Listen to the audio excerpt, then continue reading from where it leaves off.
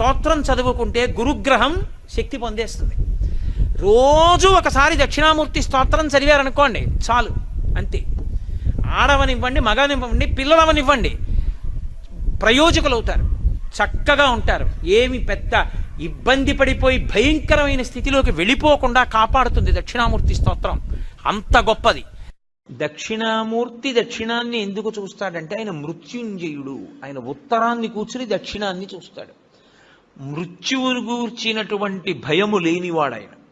ఆయన పాదములు పట్టుకుంటే మృత్యుభీతి పోతుంది, భయం పోతుంది. అందుకే దక్షిణామూర్తి స్వరూపం అసలు సమస్త ఐశ్వర్యము దగ్గర నుండి, చదువుల దగ్గర నుండి, మోక్షము వరకు దక్షిణామూర్తి ఇవ్వలేనటువంటిది లోకమునందు లేనే లేదు.